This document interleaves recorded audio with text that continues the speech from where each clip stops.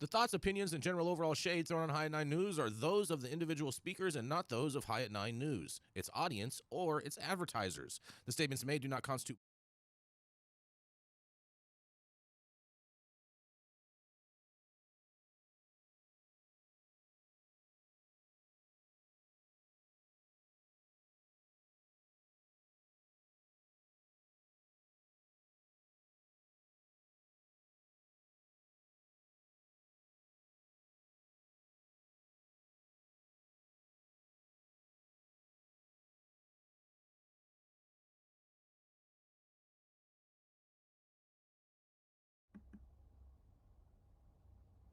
What's up, Adam?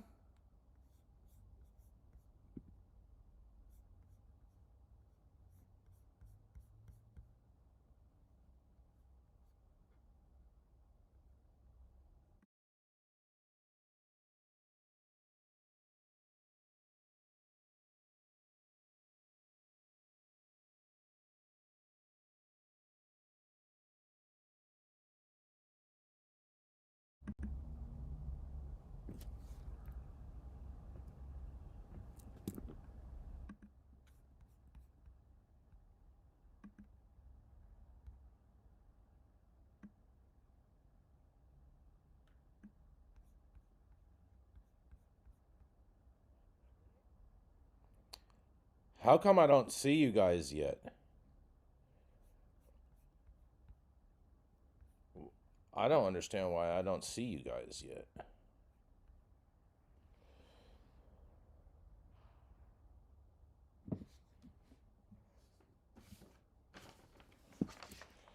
Um, yes. Well, so on Discord I see you, and I hold on.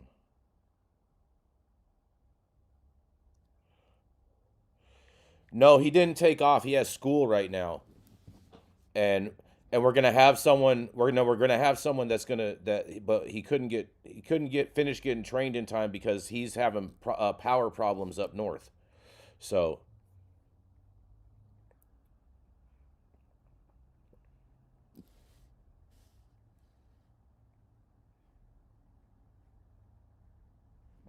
hold on, hold on. Hey, Adam.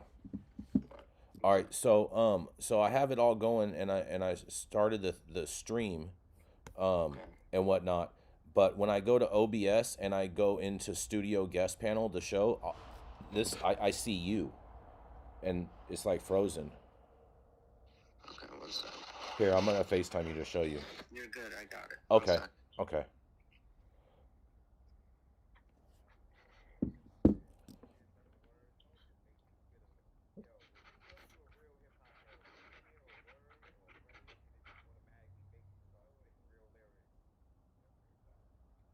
Mine is frozen.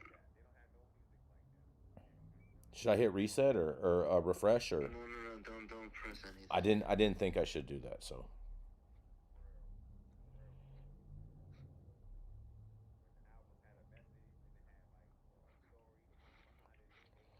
should I stop the stream and restart it? So you said you see me. Yeah. I'll send you a picture, bro, of exactly what I see. Like if you go on YouTube, you could probably see it right now too in the preview. No, because it should just be a waiting room unless you literally started the actual stream.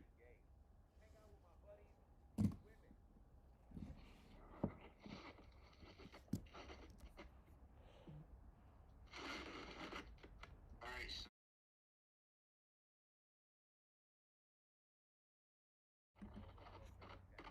Alright. For the FaceTime? Yep. Yes, sir. So turn your camera around. Go down the source list. Source list. Sources to the in the middle. No. This? Okay. Yeah. Scroll. Okay. When the number 1, double click it. This here? Yep. Okay. Did you minimize the Discord screen again? No, I did not. Okay, click on the drop down. Click this? Yep. Okay. Alright, hit the red button thing, the one. This Yep. This one? Yep. Okay, click on it again. Okay. Did you pop out the thing? I don't understand what you mean. Go to Discord. So close this? Yep. Oh wait, hold on. This is how I've been going to Discord all morning, just like that. You have to pop that out. So bottom right. This one. Pop out. Boom. Okay, now go back to OBS. Okay. Minimize this screen. Now click on the red dot thing. No. Yep. This? Uh-huh. Yep. Click on that. Click on it again. Scroll down.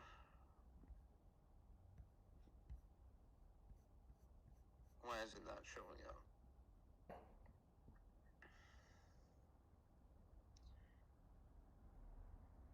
Click this again. Yeah. Let me see what it looks like. Hit OK or? Yep. Now double click that screen again.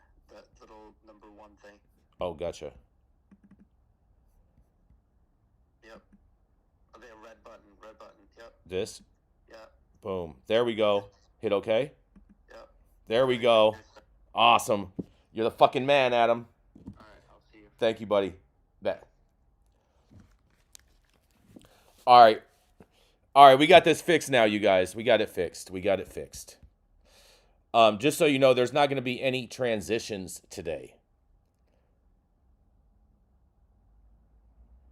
No, we're going to have commercials, everything. I'm saying transitions as far as like when you're doing your individual read and it's just you on the screen. We're all going to be saying the same view that we have right now, just so you know. Okay? All right.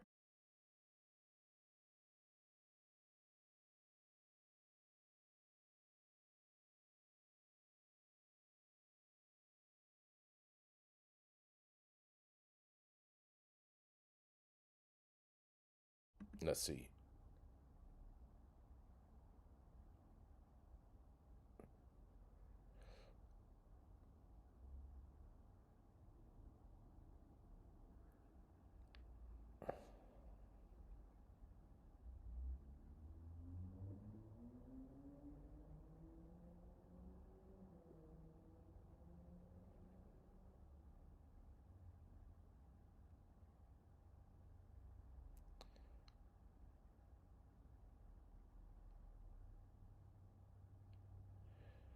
All right, just so you guys know, Adam is at school today, just so you know, so we are not going to have any of the transitions, so we are all going to be on the whole time today. So if you pick your nose during the break or something like that, it's going to be on camera the whole show.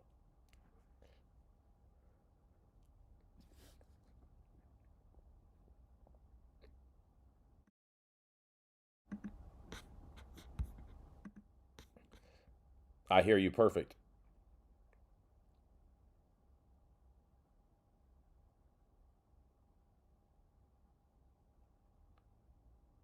I don't see anything yet. Nope. I don't even see you anymore, Rico, so.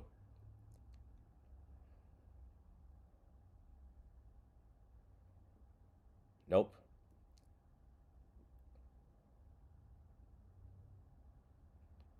Nope. Nothing.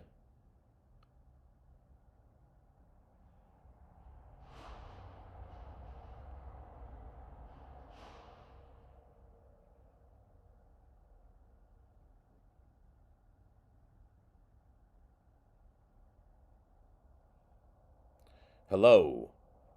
Can you guys speak? Huh. Hold on.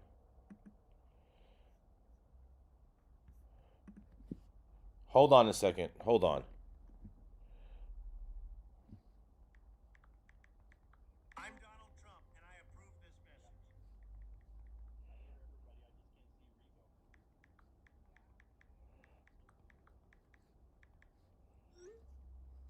Hold on.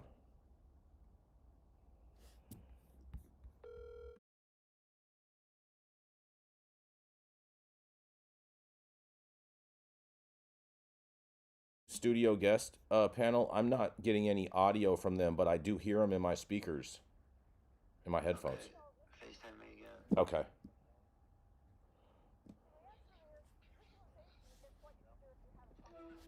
So you're gonna double click the says Mac OS audio. This? I can't see what you're doing. Oh, that? In the source list, right next to the number 1. Source list. Go Okay. all the way to the top, Mac OS audio. Yep. Yep. Okay. Double click that. Yep. Restart capture.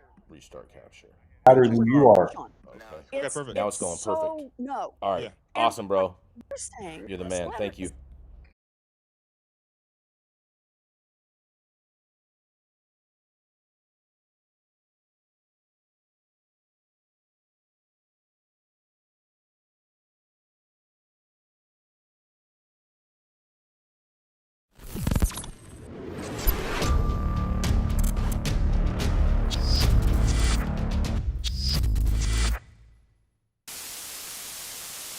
The thoughts, opinions, and general overall shade thrown on High at 9 News are those of the individual speakers and not those of High at 9 News, its audience, or its advertisers. The statements made do not constitute medical, legal, or financial advice, and for advice tailored to your specific situation, please consult with a licensed professional. Welcome to the High at 9 News Hour, where you will hear from cannabis industry experts and professionals from around the country talk about important topics while shining light on global issues and discussing cannabis as it relates to politics, regulation and reform, data and technology, science, research and medicine, family and parenting, art, celebrities and entertainment, fitness, sports, mental health and wellness, and plant-based medicines and entheogenics. Together, we are building a stronger community, fighting the stigma and creating change.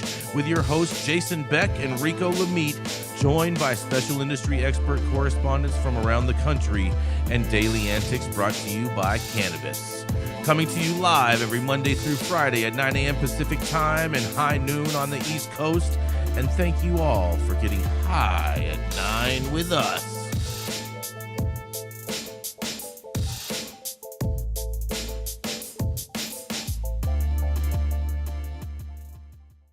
Smoke weed. Oh, yeah. Good morning, everybody. That's right. It is Thursday. That's right. It's Thursday, February 8th, and today is National Giving Hearts Day. It's also National Iowa Day, National Kite Flying Day, and, oh, yeah, Rico, you're going to love this. It's the National Boy Scouts Day. Thank you for joining us and getting high at 9 with us. It's also high noon on the East Coast. And please remember to like, share, and subscribe to us on all social media platforms. You can look down below to see exactly where we are on the internet. And we are live today on YouTube. And Adam happens to be out today at school. So we apologize to everyone from all the other platforms, but we are strictly on YouTube today. So sorry about that, all of you other audiences. But nonetheless, I am over here controlling the panel today.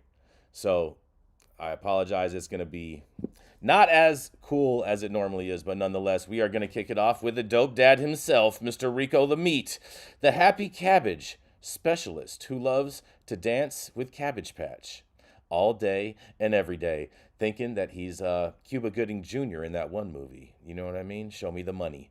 Show me the money, Jerry. That's right. It is none other than the dope dad himself, Rico Lamitte.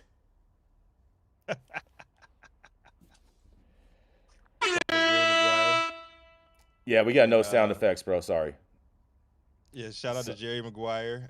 Shout out to Cuba Gooding Jr.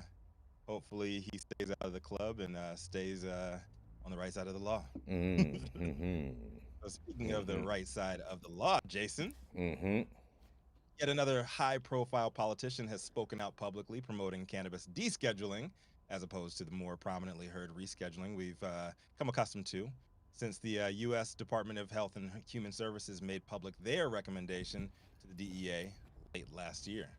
And it just so happens both prominent voices were women and Democrats so far. Last week, it was Kristen Gillibrand, and this week's messaging came from one of Jason Beck's favorite liberals, Senator Elizabeth Warren. Oh, yeah. The Massachusetts senator stopped by NBC studios for a guest appearance on The Late Show with Stephen Colbert and made the case for fully descheduling cannabis instead of moving it from Schedule 1 to Schedule 3 of the Controlled Substances Act. Warren co-authored another open letter last week with fellow Democrats John Fetterman, Chuck Schumer, Cory Booker, Bernie Sanders, and others calling for the DEA and Biden administration to deschedule and recognizing that a Schedule 3 rescheduling would be a, quote, significant step forward, but not resolve the worst harms of the current system. So I'm going to play this clip and let me know what y'all think. Last week, you, Senator Fetterman, Senator Schumer, and Senator Sanders sent a letter to the DEA asking for marijuana to be descheduled. How is that different? Two-part question. How is that different from legalization, and are you high right now? So let's do the first part. The answer is legalization is what you could do if you had a functional Congress. Well, that's not the world we live in. So descheduling is something the administration could do without going to Congress. Right now, marijuana is scheduled, it's called, as a drug by the DEA at the same risk as heroin. And that means not only is it illegal, you can't even do research on it. It's so no. And what we're saying in this letter is, guys, get with it at the DEA. It's not 1954. More than half of all states have legalized marijuana. They've said either Massachusetts, it's legal both for medicinal purposes and for recreational purposes. Actually mandatory. The toll booths on 95, they just hand them out. You know, you still have personal choice. Okay, I understand. Right? All right. Keep it. But the idea is to say at the federal level, instead of creating this conflict, which is causing all kinds of problems, it's got problems in banking laws and problems in tax laws, you just say deschedule.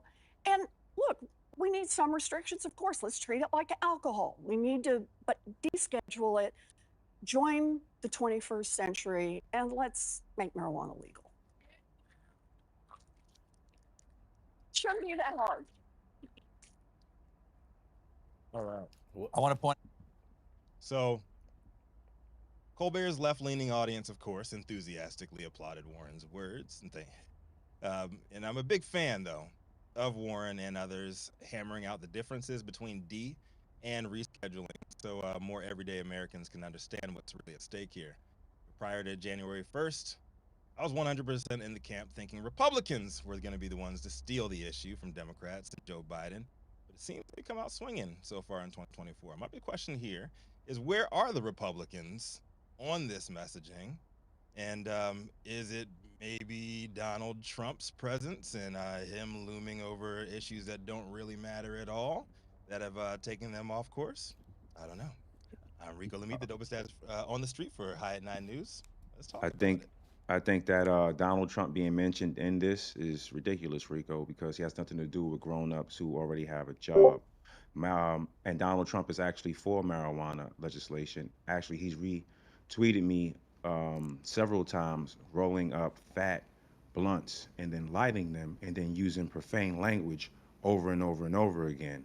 I'm going to Mar-a-Lago next week on the 16th. I will be smelling. I'm talking about right now. I will be smelling like marijuana. I don't think that Donald Trump cares about the marijuana legislation, and I don't think he's hindering it. I think that he's not really talking about anything about except for his cases. This is what I'm saying. Like, wouldn't you? Yeah, I'd be doing the same thing, talking about the cases. Like, wouldn't you? Like, I mean, at the end of the day, what I'm getting at right now is Republicans can have some actual wins that matter to a lot of their constituents, but instead they are. I think they're focused. In my opinion, they are spending the majority of their time just defending Donald Trump and his legal issues rather than talking about stuff that actually matters to America. Like, what is I think that right now? I think that what really matters to America is the border and the economy, and they're the two top main reasons why Joe Biden is sucking and Donald Trump is winning. The economy is not great. Stop it. Stop it. You're gaslighting people right there. This Yeah, that's economy not is great. trash. Rico. Remember, Larry Kudlow even said this on Fox News last Now, week. Larry Kudlow Listen, is... no. Okay, look, this is what I do for a living. Rico, listen. Everything is up. Just because inflation has stopped going up, it's still up from what it was from before. So the milk, the eggs, the gas, it's still up. It doesn't matter if the bleeding has stopped. You still cut. You're still cut wide open. There's still 8 million people that came across the border. King, hold on real quick. Let me just make this point. There's still 8 million people that have come across this border, and whether or not you can say, oh, they blame it on Donald, whatever, why haven't they deported the 8 million people that came? If it's Donald Trump's fault, if we're gonna go and blame Donald Trump for everything, marijuana legislation, everything, we're gonna blame him for everything. We're not gonna blame the fact that the Democrats had 2 years. Not at all. They had a full House, a full Senate. They could have took care of the marijuana bill if they really wanted to. I think that both sides, again, and this is the reason why it's important that I'm here. Both sides are responsible for having us argue about both sides. This is a uniparty. There are people who are on both sides that have the same interests. They don't care. As long as you vote for one particular side, they're still going to ruin us together. I think it's kind of unfair to put it out there as if Republicans haven't been vocal about it, because Matt Gaetz has been vocal about it. Yeah, shout out to Matt Gaetz. There has been other Republicans who have been vocal about it. The problem is, again, this is a party of individuals that are working against us. And there are things that I feel, quite frankly, that are more important that are on the table right now other than marijuana rescheduling. I believe that they should be able to walk and chew bubble gum. Consequently, they're not. The Republicans are the reason why the border bill didn't get passed, because the border bill is not a border bill, though. Yeah, bro. that's not a border bill. That's not a border bill, border Rico. bill. That's not a border bill. Yeah, letting 5,000 people in every week is letting 5,000 yeah, that's people not a in border. a That's day. not a border bill. It's letting over 1 million people in every year. Rachelle, Dale, you want to chip on this? Yeah. All I'm Wonder, saying, can we talk about weed, maybe? Yeah, I just love how Rico like totally sidebarred this whole thing. We're supposed to be talking about the comments of Elizabeth Warren, and he totally just sidebarred it all with Trump. No, I said, is it because Donald Trump has been She didn't even mention Donald Trump. She didn't mention Donald Trump in any of the conversation at all that she did on this whole interview at all whatsoever. I think Did you listen to my question? Rico's point, I think that, and correct me if I'm wrong, Rico, but I think what you were trying to say is like, why aren't more Republicans coming out and saying we should be descheduling instead of rescheduling? Well, first of all, I can tell you why right now is because a lot of the cannabis community wanted to expel the only Republican champion in the Senate, Cory Gardner. Okay, they wanted to replace him with a Democrat who was Governor Hickenlooper at the time, and they wanted to replace him with him. So now he's Senator Hickenlooper, and this guy was totally against cannabis when he was the mayor of Denver. And so that's why you don't see any Republicans on there, is because the cannabis industry just wants to crucify him every chance they get. That's one person. And not just that. Listen, that's a real example. Like I said, listen. It's both sides. This is good cop, bad cop. It's your turn to be cool. It's my turn to be bad. Quite frankly, I think that to be sitting here and stuck on why so-called Republicans, which is just a bunch of rhinos, because the people who really are concerned with Americans are talking about the issues that really matter the most. And there are Republicans, they're just not superstars, that have been asking for marijuana to be rescheduled. I personally don't think it should be scheduled to level 3. I think they're just giving it to pharmaceutical companies. And I just think that that's just people dog whistling and saying stuff because, again, with these people, they don't care about us. They're saying things that make it seem as if. Yeah, they're saying things to make it seem like they care, like we're interested, but it's BS. It's really, they know nothing is going to happen, and they just do it as a way to try to be cool, have a cool factor, still reach the youth. Will we see more going forward? Will we see more Republicans speak up on descheduling? I doubt it. What are your thoughts, Dan? The president's had the ability, and the executive branch had the ability to deschedule this since the law was passed. No, they don't. No, presidents do not have that ability. They cannot do an executive order to deschedule. No, you can't. You can't. They don't have that power. Bullshit. They don't have that power. No, Jason, you would have to go to court and undo it. You would have to go in habeas corpus to try and stop it. He could do it. The problem is nobody has the balls to go against the bureaucrats and the DEA and the DOJ, because they don't want this to happen. Mm-hmm. I don't It care what stops you're pretextual doing. stops. Mm-hmm. They don't want to do this because inside the Beltway, they're working undercover with a lot of different bureaucrats here, and this is going to upset their apple cart. And whoever would do it, the executive branch was given the authority to change the scheduling here, and the DOJ typically does it. The DEA is not going to take this action. If you do this, and all of a sudden marijuana is not a drug at all anymore, it's just free floating. That shit ain't going to happen. Ain't going to stay like that. When the Leary case threw the old Marijuana Tax Act in 1969, in 1970, they passed a law. Said, no, we're not going to let this shit be floating out there like this. It's going to have to be done. I don't know if Congress would take the steps, and I just don't see any of the executive branch doing this because they don't want to upset the apple cart. The money off of legal marijuana will never replace the money off of illegal marijuana. Since we know that the trap wins all the time, the machine knows it as well. This is if they legalize it, pretextual stops are over. I smell marijuana is over, and we're talking about I smell.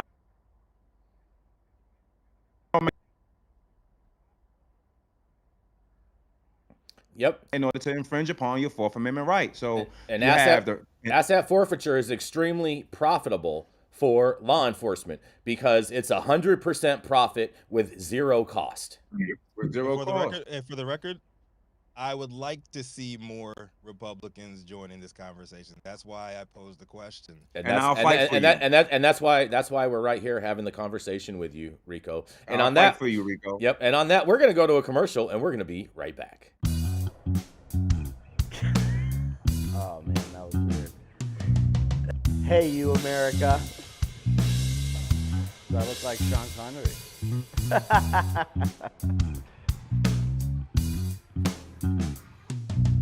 Good morning, America. Saman Razani coming to you live from sunny Los Angeles, California with the one and only highest host, Mr. Jason Beck, smoking on the best weed in the world. Did you know that we have an audio-only version of our podcast? You can find it on Apple, Google, Amazon, iHeartRadio, and Spotify. No excuses in 2024. If you haven't checked us out, check it out now. And also, check out what the Prophet's doing in 2024. And put any of them other Republicans in there. Hold on. We're back now. We're back now. Yeah, we're back. We can't see the screens. You gotta. Yeah, we're back now. Up next. Yes. He's known for smoking the best weed in the world. That's right. And he is also a tri-coastal. You can catch him in the Midwest. If you want to call that a coast. You can catch him where they call him White Gucci. You can catch him on the East Coast. The southern part of the East Coast, in Mar-a-Lago, where they call him Gucci Blanco. Today, let's call him the head honcho. High at 9 News' head honcho, Jason Beck. What do you think? Oh shit, we got some sound effects kicking off. Not bad. Not bad. What do you mean? All right, you guys. Here's the story today. It's a little long. So I apologize, but I did my best, and it's a really long article. A lot of good information in there, but and this touches on a topic that we covered earlier in the week about the OTC video. And thank you, Rachelle, for authoring that piece for us. But marijuana brands' ex-employees say MedMen owes them thousands. You guys. A months-long MJ Biz investigation into the business practices of marijuana multi-state operator MedMen Enterprises reveals a widespread pattern of not paying invoices, abruptly closing stores, and terminating employees without warning. According to internal communications obtained by MJ Biz Daily, regulatory filings and interviews with dozens of cannabis brands, industry vendors, and former employees, MedMen frequently disregarded invoices, breached contracts, and ignored exhaustive attempts to resolve outstanding balances. Some of MedMen's top executives, including former CEO Ellen Deutsch Harrison and acting chief financial officer Amit Podney, were included in online exchanges with brands and contractors seeking resolution for their unpaid invoices for months, according to the emails obtained by MJ Biz Daily. One California distributor that's owed tens of thousands of dollars is planning to file a lawsuit against the Los Angeles-based company MJ Biz Daily has learned. The developments coincide with the recent closures of 3 MedMen stores in California, ongoing layoffs, and a management shakeup.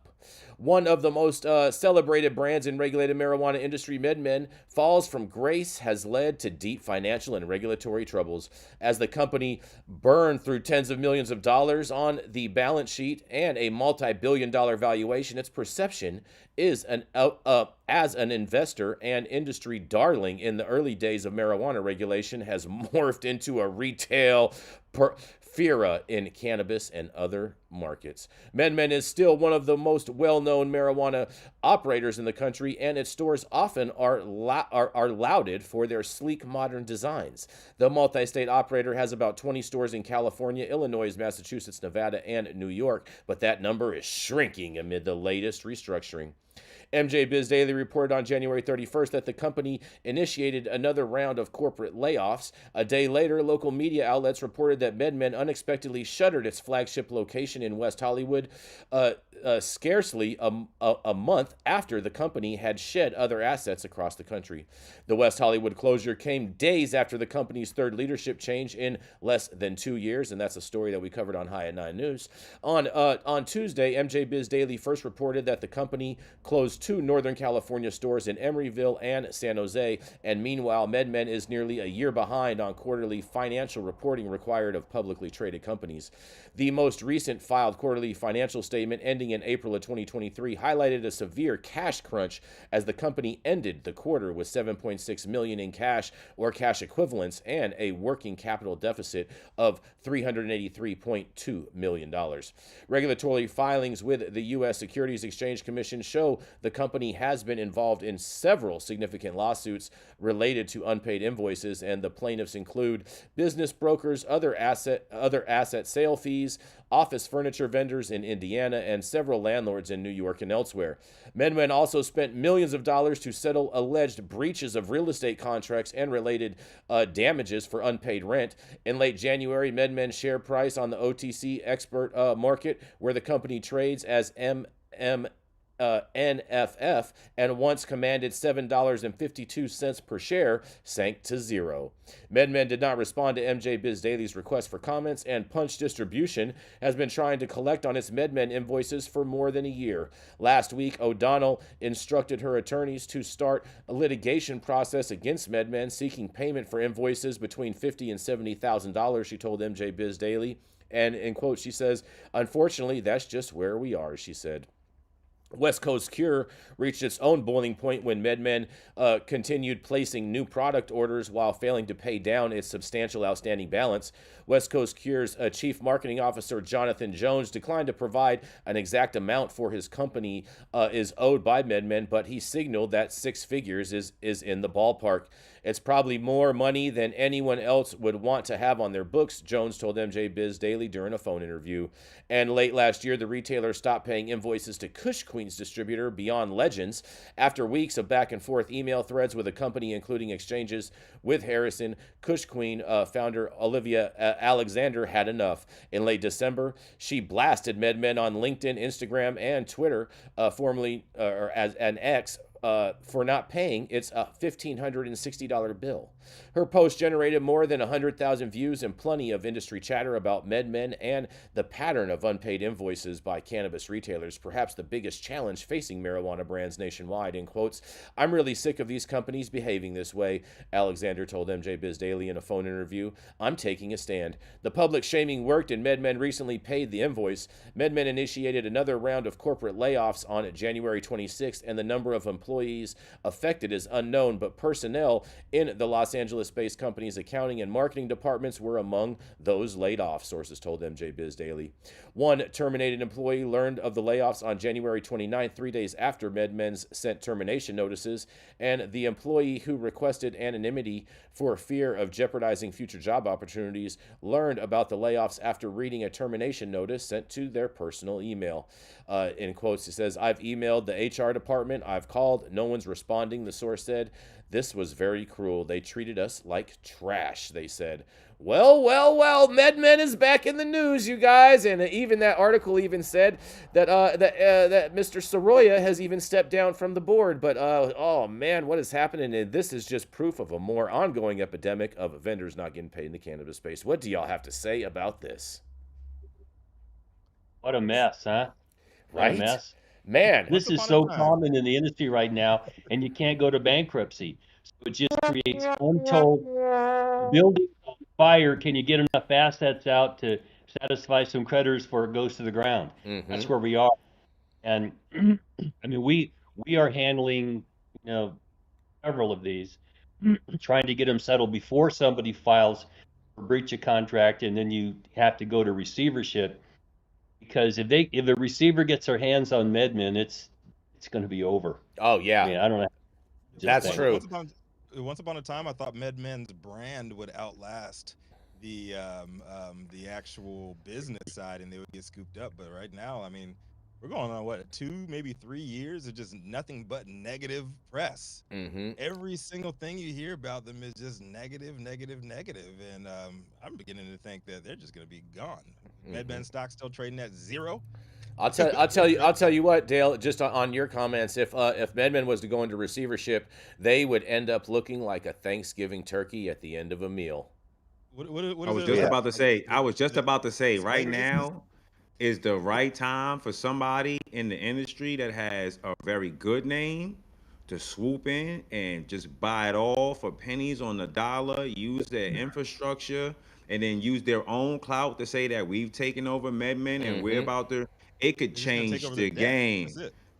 I mean, no, because what you do is you file Chapter 11. No, they can't. No, they can't. They cannot file Chapter 11. That's not how it works.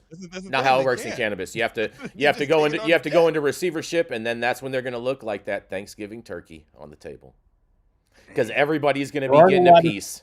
Hey, Jason, we need some display. There aren't a lot of directions to look here where you can find a positive message for so many businesses out there that just refuse to pay their bills. Because what we have available to us as attorneys is limited. All right. And I've represented people who have swooped in to buy these businesses, okay, for pennies on the dollar.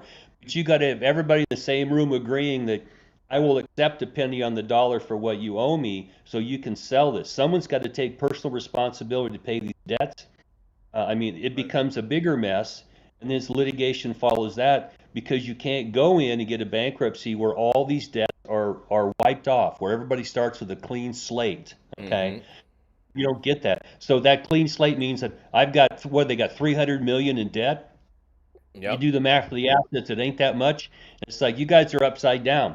So until these creditors that are owed $300 million are willing to accept assignments of in the benefit of themselves, the creditors, of assets, and say, I'm done, I'll take that and I'll be away from here.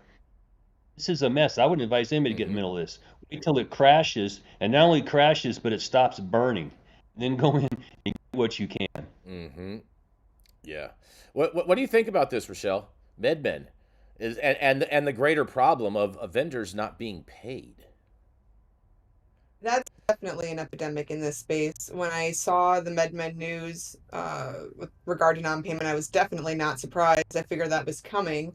And it's definitely true, though, that public shaming works. To Livia's point, you go public with that kind of thing, and it's really, really funny how quick you're getting an invoice, taken care of.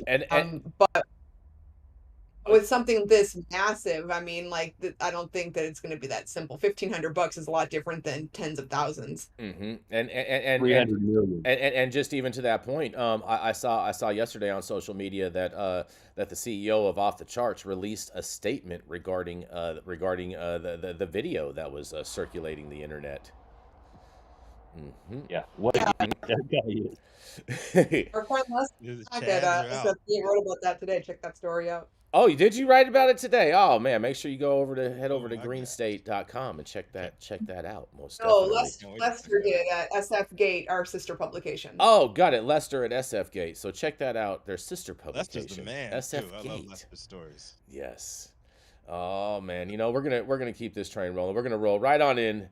I mean, MedMen is just such a train wreck all the time. We can't allow it to crash our train. So we're gonna keep this train rolling and roll right on into Mr. Dale Schafer. He's an attorney at law and the founder of Armada Law Practice, and at one point in time did some time for a cannabis crime. That's right, it is none other than Mr. Dale Schafer. Good morning, everybody. Your favorite Tio Loco. They let me out of the basement, and I'm off my meds today, so be careful. What's the best for how many times I say horseshit today? I don't know. I went in on the action. I'll take the over. Okay. I'll take the over. Okay. Yeah. Anybody got the under? Anybody got the under?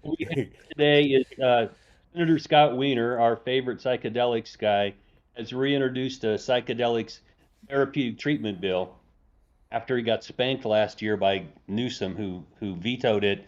And you need more guidance on how to control this therapy part of this thing. And he's introduced a bill along with a Republican and a Democrat in the Assembly, and it's numbered as Senate Bill 1012 now. And it's supposedly directly addressing what Newsom vetoed for last year. And what they've done is they've taken 4 what they call psychedelics and brought them into the category that's going to be covered by this bill. And they're pretty easy to imagine. There's DMT, there's mescaline you can't get from peyote, and then there's psilocybin and psilocin from mushrooms. But then they add MDMA, ecstasy, and that's barely a psychedelic. So that one got my attention. Not that it's not going to get through, but that was a pharmaceutical drug that was produced for a while. It's not an entheogenic psychedelic. Just be clear there. And then you wonder who's going to manufacture this shit. That's another question. And it also has levels of oversight that you have to have for anybody taking psychedelics in a session. You've got to somebody do an initial evaluation. Is there a contraindication?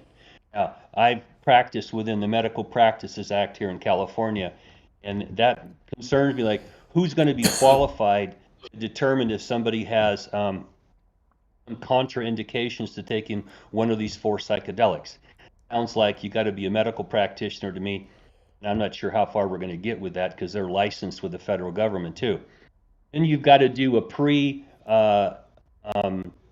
I don't remember the term. Before you take your psychedelic, you got to do a pre-assessment.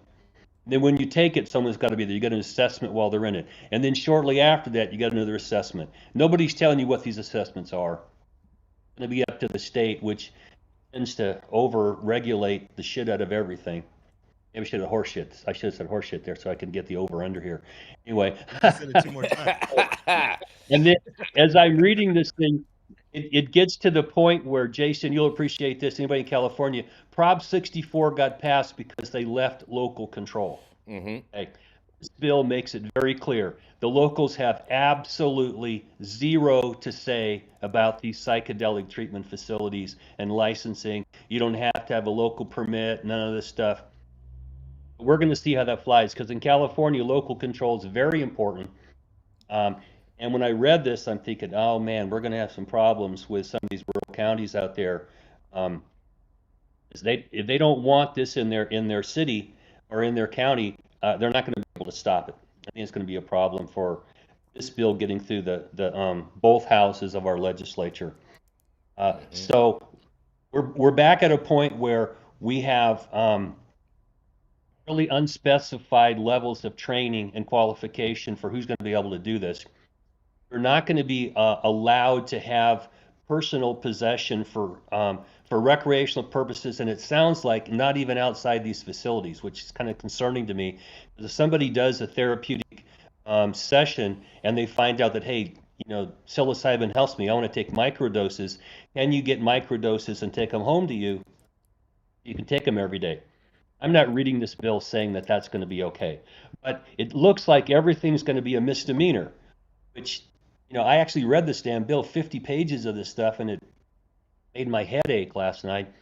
And I don't know if the misdemeanor status is a change in the criminal law for these psychedelics. Yep. It is. It is. It seemed to me like what they're going to do here is take away the power to hold the felony gun to your head. Mm-hmm. And it's only a misdemeanor. How much are you going to go spend to go after a misdemeanor? But the other concern, Jason, that I read in this is that none of these local jurisdictions now that are passing some of these laws and, we're going to de-emphasize enforcement, all that kind of stuff, whether that's going to be in conflict with this law. That's concerning to me, because Oakland, San Francisco, and Santa Cruz have now passed some of these local ordinances that it's either a low priority for enforcement or we're going to look the other way. I don't know if that's going to be in conflict with this bill. And This just got proposed, so this just hit the legislature, and there's so many places it can be parked and lost. There's so many places it can be amended. We'll wait and see how that goes through. But it looks like they're trying to carefully put their hands around a facility setting where licensed people will stand there and monitor you as you take one of these psychedelics. And I'm just not sure that's going to fix the trap market in psychedelics, because I've got lots of people out there doing this right now, and none of them got a PhD in psychology, or they're not licensed clinical social workers or prescribers of drugs. So, you know what they're trying to do gonna, with this, right, Dale? You know what they're trying to do with this, right?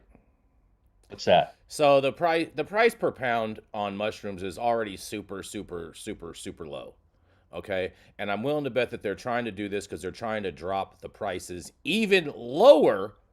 So then that way you just have these mega producers as opposed to these smaller producers, because they're not going to be able to compete, which is the same thing that they did with weed. When they legalized weed, they let the penalties less, so then that way more people jumped into it, and now you have gross oversupplies, which creates more supply, so the price goes lower, and that's what they're trying to do with this, because it was a felony to get caught with mushrooms. I had a friend that got caught with mushrooms, I think in the 80s, and they got charged with possession of a dangerous drug was what it went on their rap sheet, and that was labeled as a felony for mushrooms.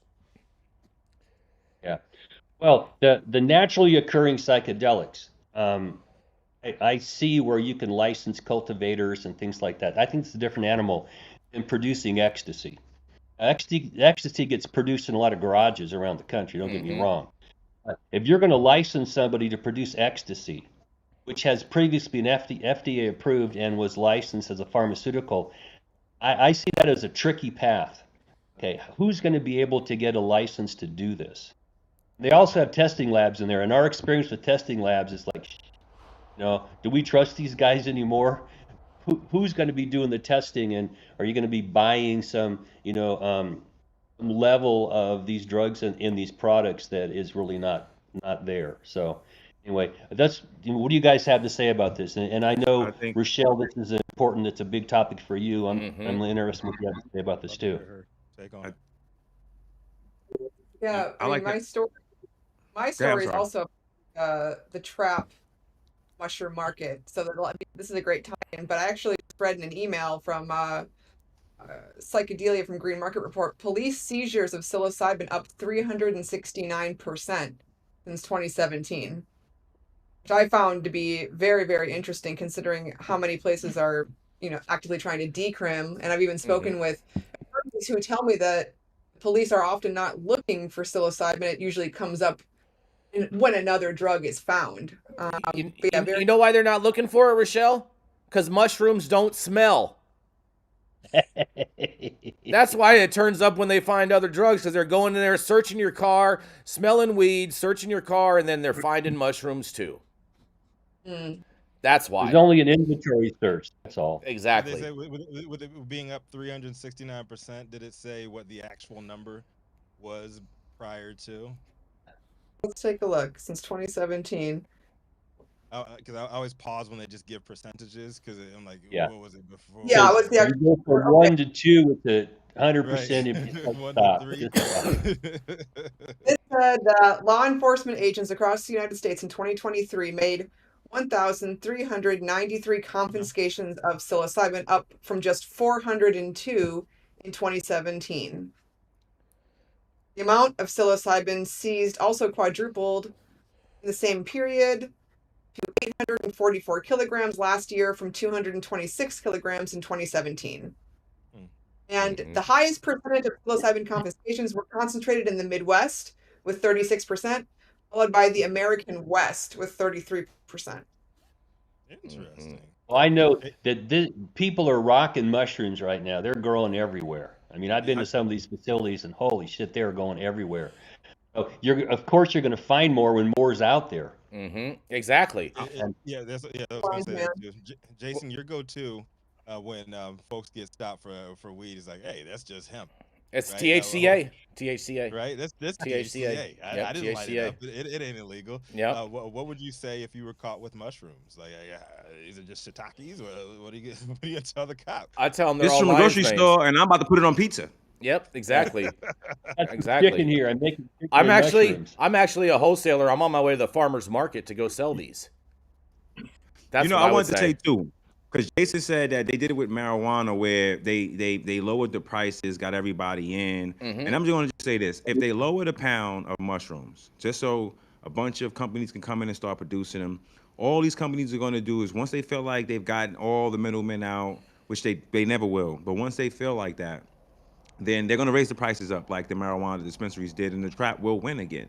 The trap will always come out the victor because they're going to be greedy. They will raise the prices. It'll be up higher than it is right now. And then the trap will come out and say, we have it for cheaper. Yep.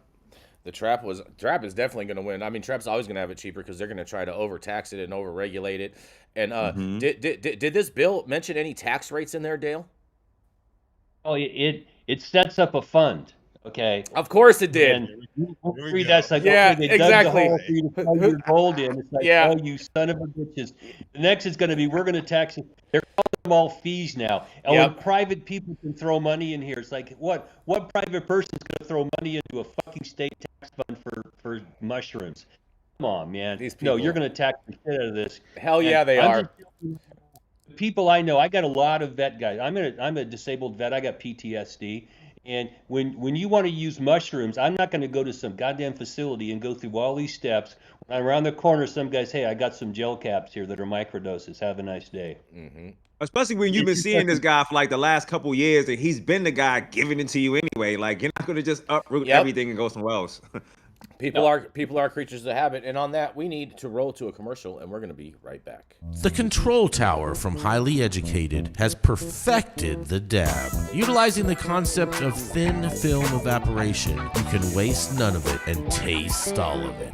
The micro texture of the SE pillar increases nucleation at elevated temperatures. And with the tower propelling at 2,600 RPMs, it's certainly the most efficient dab experience to date. The Control Tower from Highly Educated. Oh, yeah. Stop whatever you're doing. Make sure that you hit that like button. I know we'll appreciate it. You'll appreciate it, and YouTube will appreciate it. Also, make sure you subscribe to the channel if you're not subscribed already. And all the articles that we cover on today's show, you can read directly on our website at www.highatnightnews.com. I'm Jason Beck, and this is Smoky Vanilla. And if you want to feel as good as I look, then you need to get yourself a stretch and smoke with Smoky Vanilla. That's right, baby. I'm Smoky Vanilla with my background in kinesiology. I'm a sports massage therapist and stretch coach. I focus mostly on athletes who have chronic pain or injury due to their sport, or the legends of the chronic in the game, baby. Oh, yeah, you know what it is. We just stretched, and now we're gonna smoke, because you know what it is. That's right. I love intuitively creating a session based on the individual I'm working with. We'll go through a few assessments, look at the past health history, injury, or anything that's still affecting you today, and create a customized session just for you. Let's go.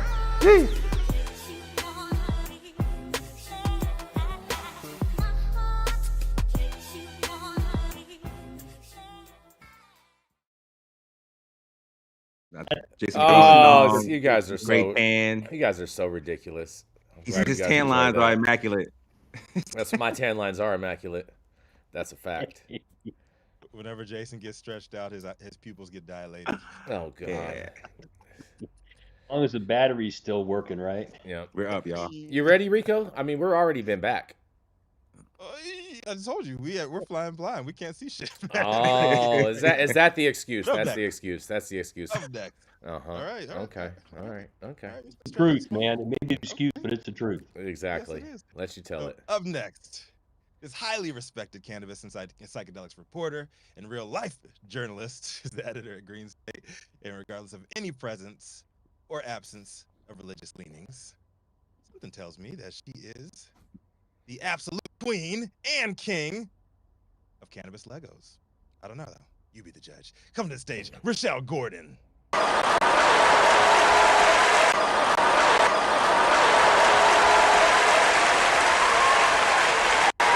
I'm sorry, guys. That was a horrible clap. Thunderous What does Adam applause. have programmed?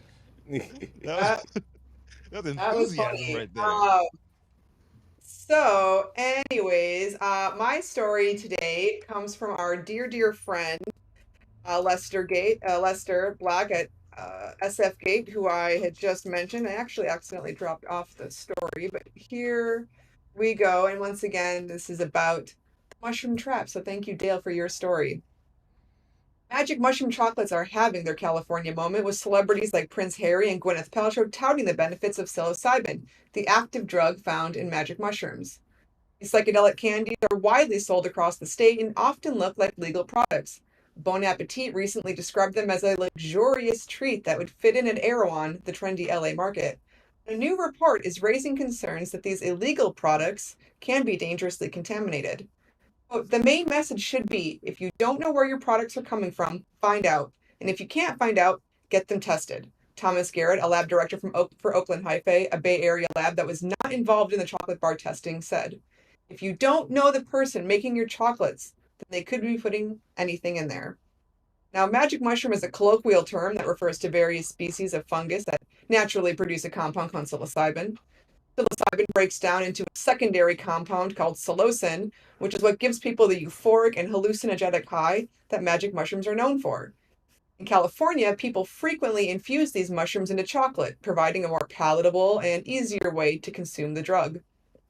In December, though, a lab tested 24 magic mushroom chocolate bars purchased in the Bay Area and found that 8 of the bars contained a lab-made synthetic drug called 4-ACO-DMT instead of the natural mushroom compound consumers thought they were buying. This synthetic drug could be contaminated with toxic heavy metals or residual solvents, according to Christopher Pauly, the co-founder of Triptomics, the Colorado lab that conducted the tests. Garrett said 4-ACO-DMT contamination is prevalent in magic mushrooms thanks to bad actors in the psychedelic industry who are trying to make money quickly. He said the test results should be a warning to would-be consumers that there could be unknown drugs inside these chocolate bars. The December study also showed that there is a dramatic variety in the strength of the chocolate bars, with some bars containing 10 times the amount of the drug, meaning someone could accidentally consume a much larger dose of the drug than they intended to. SF Gate attempted to by public time. Shocking results. This is the next section. Magic mushroom bars are usually made by extracting psilocybin from natural mushrooms and then infusing them into chocolate. However, the December test results showed that some producers appear to be skipping that step. Instead, they appear to be using lab-made 4-ACO-DMT, a synthetic drug discovered in the 50s that also breaks down into psilocin when consumed by humans. Because both drugs turn into psilocin, the high from 4-ACO-DMT has been described as similar to consuming psilocybin mushrooms. The synthetic drug is likely being made by home chemists across California, according to Pauly and Garrett. 4-ACO-DMT is not considered toxic itself, but there could be toxic byproducts or contamination from industrial solvents used to create the chemical at these unregulated labs, according to Pauly.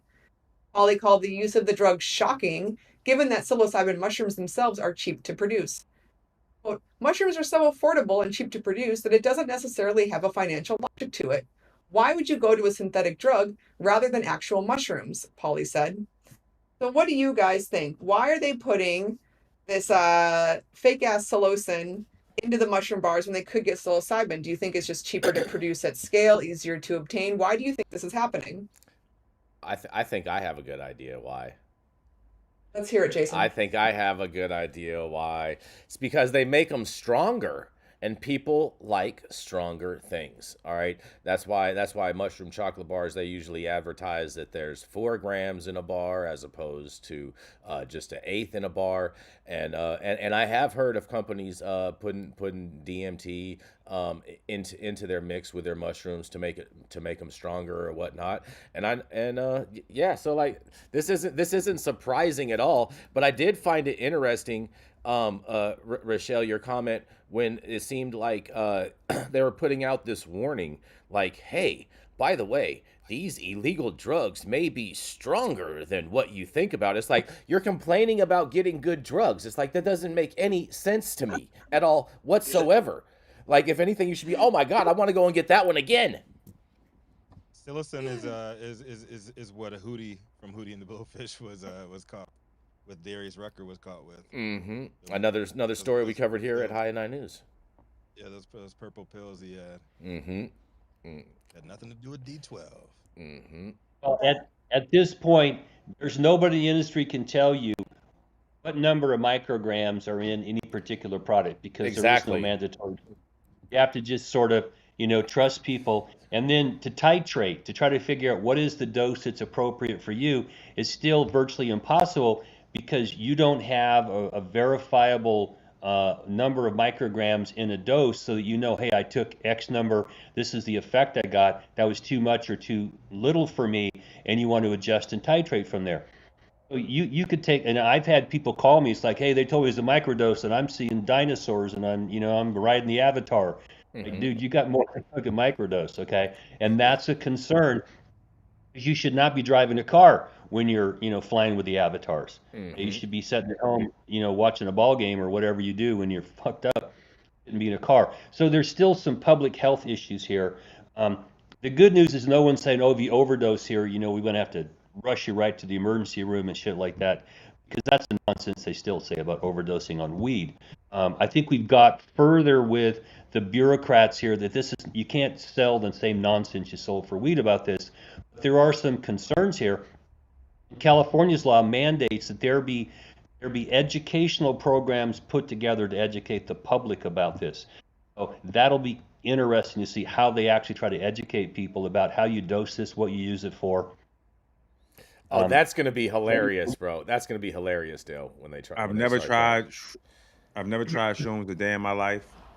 I don't think that I ever will. Matter of fact, I never will unless I'm doing it with Mike Tyson.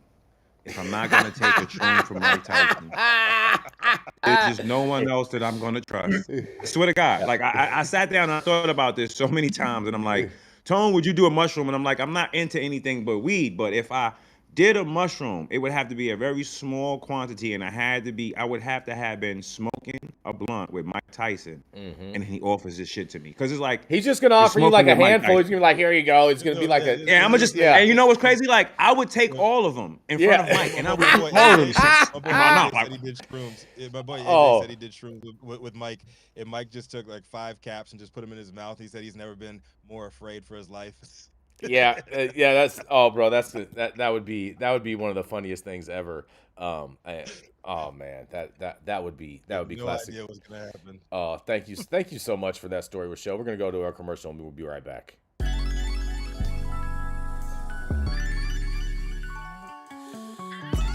Get ready for the 20-year anniversary celebration of the Emerald Cup. The Emerald Cup will be held at the Henry J. Kaiser Center for the Arts in downtown Oakland, May 4th and 5th. Get your tickets now for best pricing. Cannabis categories include flower, pre-rolls, solventless concentrates, solvent concentrates, cartridges, edibles, topicals, tinctures, and alternative cannabinoids. So enter early for your chance to be a winner at the 20-year anniversary Emerald Cup competition. And I don't have a problem. And we're back. And coming up next, that's right, it's Mr. Tony Montaga, the Texas man who is about to be a Florida man because he's going to be going and staying at one of my houses in Florida next week. That's right. It is the Mar-a-Lago merchant, Mr. Tony Montaga. Good morning, good afternoon, and good evening, because somewhere around the world, that is truly what time it is. I and the rest of my co-hosts here today are thankful that you guys chose to be here, and thanks to our fearless leader, Jason, for this story today, as well as holding it down while Trusty Adam is taking care of things in school. Lobo Group pushes forward with marijuana ballot question, despite Paxton's lawsuit. We're going to get to this story. This is Lubbock. An effort to decriminalize possession of small amounts of marijuana in Lubbock is moving forward, despite Texas Attorney General Ken Pasek suing 5 cities this week for doing the same thing. Lubbock Compact, the organization behind the proposed initiative, said Paxton's decision to sue Austin, San Marcos, Killeen, Denton, and Elgin for decriminalizing marijuana goes against what those voters have shown they wanted. This was actually on the ballot. People came out and made their voices heard, said Adam Hernandez, Communications chair for Lobog Compact, an extremely authoritarianism. I'm sorry, you guys. I don't know why I'm so tongue twisted today. Texas lawmakers have long resisted calls to legalize recreational marijuana, and medical use is highly restrictive. This is why some cities have sought to at least decriminalize possession of small amounts of small amounts. Voters overwhelmingly passed the ordinance with 70 to 85% in favor in all 5 cities. Lobog residents have been working to join the trend over the last few months. Lobog Compact circulated a petition and collected more than 10,000 signatures to get the proposal in front of the city council, which rejected the ordinance. Mayor Trey Payne previously said it contradicts state law. In light of Paxton's lawsuit, Hernandez said Lobog Compact plans have not changed and hopes other cities also pursue decriminalization. It's about showing state leadership where people's sentiment is in a very real way, Hernandez said. One would hope they see voters showing up by the tens of thousands and know that's not a small thing. Hernandez added, all we're trying to do is keep people out of jail for personal marijuana use. We're not even trying to fully legalize it. In a statement announcing the lawsuit, Paxton said the 5 municipalities adopted policies that went against state law and violated Texas Constitution. This unconstitutional action by these municipalities demonstrate why Texas must have a law to follow the law. It's quite simple.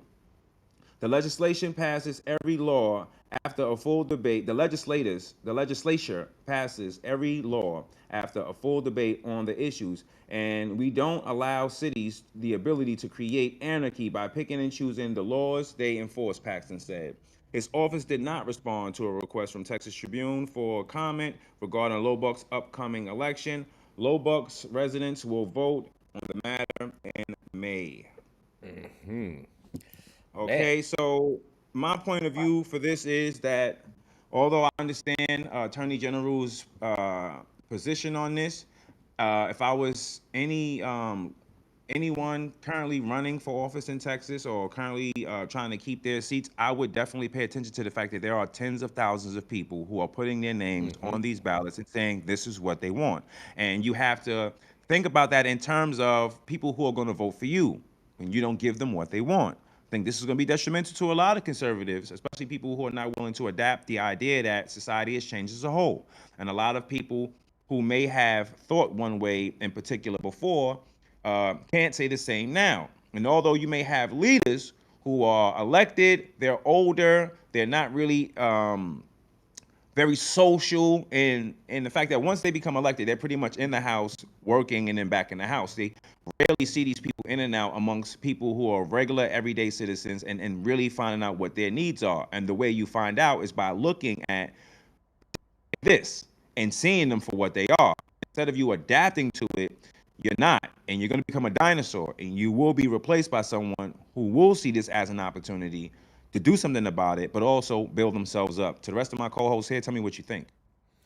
Yeah, I think you're 100% right. And shout out to all of those patriots out there in Texas that fought so hard to get all these signatures done to ensure that this is on the ballot to fight for freedom against these prohibitionist rhetorics in Texas. This is the classic local control issue that we talked about in my story earlier. And most constitutions have this spelled out. What does the state control and what control do these local counties and cities and things have? And in California, we have it built in that the power belongs to the local jurisdictions, the cities and the counties, unless the state steps in and says, we are going to pass a state law that you can't touch. So it starts at the local level. They get to control what happens in their cities or their counties. It also points out what we in the law call de facto and de jure. The law says this, that it's illegal. But de facto, people are going, yeah, fuck yourself. We're going to still do it. Okay? And if you don't find a way to let us do this, it's going to be bad politically for you. That's a de facto problem that they're facing. Because you can run to court and say, yeah, it's still illegal. I want to arrest people.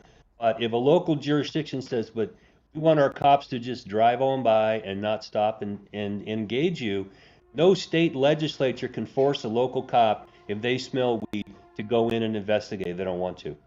Mm-hmm. And that's just the reality of human nature here. Yep. Very, very true. Any thoughts on this, Rachelle? Oh, no, just Texas, one big mess, huh? Just vibing. Yeah, where's Stone Slade when you need him smoking that Delta 8? Yeah, I know. Shout out to Stone. Yeah, Stone Slade was sick today, so yeah, we hope he feels better. According to the Chinese, Texas is about to secede from the Union.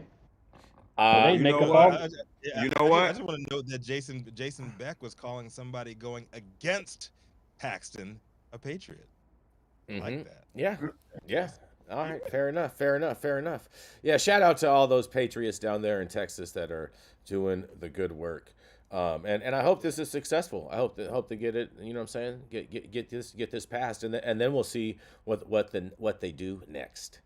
That is what is going to be worth the while. But I have one last story for you guys. You're going to love this, Rico, because it's about Oklahoma.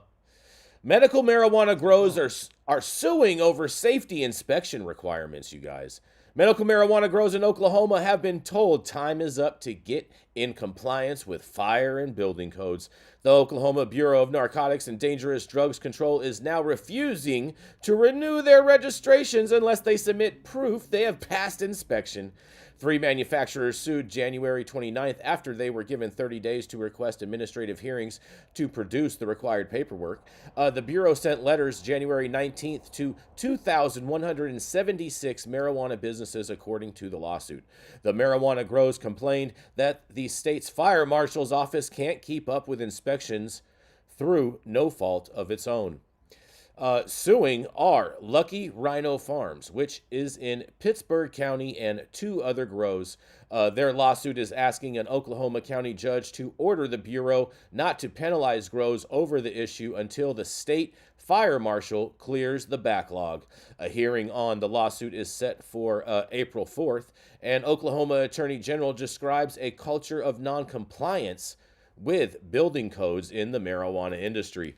Fires at marijuana businesses led to safety crackdown in 2023. Attorney General Genter Drummond complained in September there is a culture of rampant noncompliance with building codes in the marijuana industry. In another quote, he says, "I am aware of building code violations that have created fires, explosions, burn victims, exposure to dangerous chemicals and combustible gases, and the loss of thousands of acres," he wrote in a letter to the state fire marshal. The state fire marshal, Keith Bryant, told the Oklahoman last year regulators had been letting medical marijuana manufacturers operate without going through its office.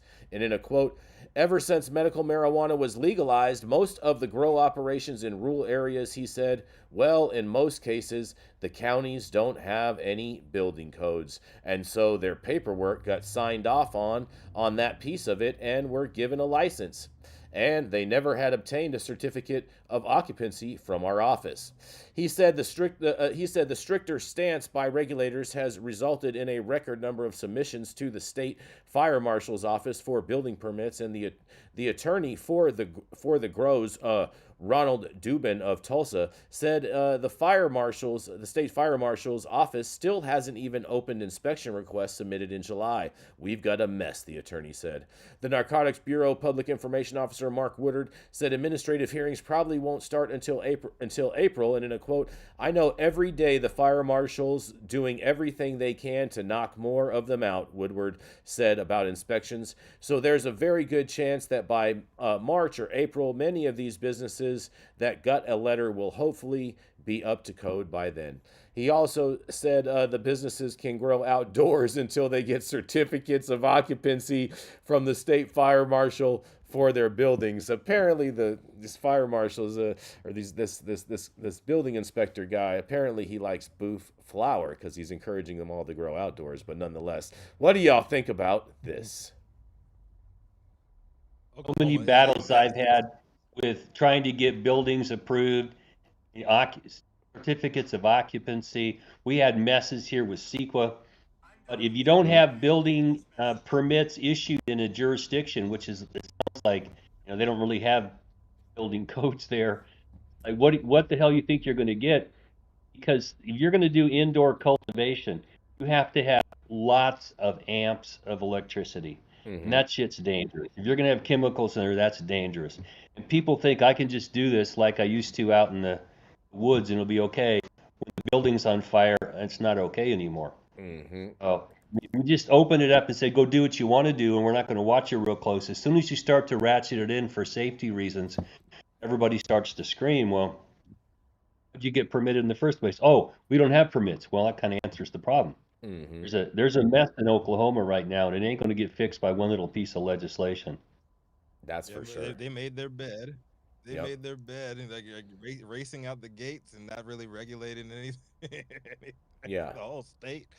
And chickens are coming to roost really, really quickly. I think in the grand scheme of things, look at the 10-year, 15, 20-year span, like Oklahoma, right back there. Just like that. It's a flash in the pan. Oh man, it's poor Oklahoma. Poor Oklahoma. I think that's probably part of their whole crackdown.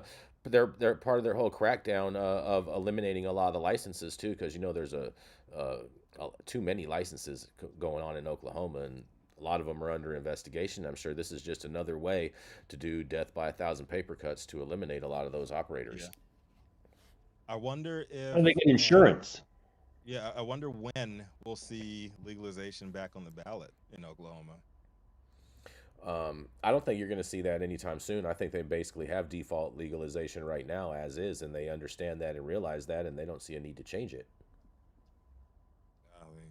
Yeah.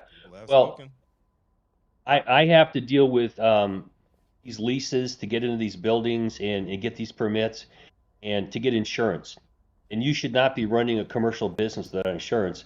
And I'm wondering how, if a building burns down because you ain't got a permit and you didn't do the wiring's done by, some guys you picked up at Home Depot and shit like that, and it burns down, they're not going to pay that claim. It's layers of mess here. We still have buildings in California where the inspections were so bad that, I'm involved in litigation right now where the fire sprinklers weren't hooked up and some clown from the city came in and turned the master valve on and flooded the whole damn building out. That we're supposed to have permits here and building standards in California. This is a mess, going to continue to be a mess because who wants to rent to the industry, get the lowest hanging fruit out there? If we ain't got homeless people in it, we'll just rent to the cannabis industry. That's what we'll do. Yep. Any thoughts on this, Tony? No. Absolutely not. Yeah, I'm over here on Twitter trying to get people to just start following us more, and I'm trying to work with social media right now. So for everybody watching, don't think that I have my head down in disinterest. I'm working behind the scenes trying to make sure that more people have more eyes on us. Let's do on it. Twitter. And if you're not on, X, formerly known as Twitter, following us, then shame on you because we're about to blow up. I still call it Twitter. I don't think X I don't know. makes I don't sense. want Elon. I don't want Elon mad at me. And since I'm Tony X, and you know what I mean, it's just kind of like just all right. call it X. I can see that. I can see that. All right, fair enough. Now that Jack Dorsey has released Blue Sky to the public, we'll see what happens over the next. What is Blue Sky? Another place that they're going to censor you so you can't say what you want to say. I'm He cool is off of that. He is allegedly making Twitter great again. It's like another open iteration, same kind of format and everything like that. But I don't know if he's going to be able to do it legally because when you sold your business, a non-compete, right? There's a non-competing clause with that. So by him doing that, I'm pretty sure it's going to be closed. I don't think that's going to last long. There's other clones out there like Mastodon and Threads. So I mean, but it wasn't created by a former founder who sold the business, who sold their IP. You're definitely doing it. It's like you just can't do that, bro. You can't do it. Yeah, it can go up because he got the money to do it, and it's a lot of people who hate Elon currently now, but rules apply for a reason. So they don't want Elon to start doing stuff like that too. Okay, we'll see. But thank you all for joining us for yet another episode of High at 9 News. You can catch us live weekdays, 9 a.m. Pacific, high noon on the East Coast. Big shout out to the super fans showing love, getting their comments posted live on the big screen, our live audience, and online supporters catching us across all media platforms, tuning in each day to the headlines of chaos, also known as the developing cannabis industry. To our vetted correspondent team tuning in from all over, bringing us much needed variety of perspective and your respective opinions to the table. To our production team, Cloud Media Partners, all our sponsors keeping the lights on and our AV struggle to a minimum, and even though he left us like an absentee father today, it's always love for Adam. Always love. He's somewhere in all of our minds, in all of our hearts, feathering his hair as we speak. I bet. As always, Cannabis Sativa L, the reason why we smoke every single day and read these stories every single day. Thank you too. It has been Thursday, February 8th, 2024. The show's over. You've all been blessed with the top industry headlines. Hope it was enough for you to put in your pipe and smoke at least until tomorrow. My name is Rico Lamitte, the dopest dad on the street for High at 9 News, the cannabis industry's #1 daily news show. Uncle Dale, what you got for us? Oh, there you go. You going to bring us up Well, with the Overman? Vegas got his odds in. Vegas' odds are in. What you got for us? well, there you go.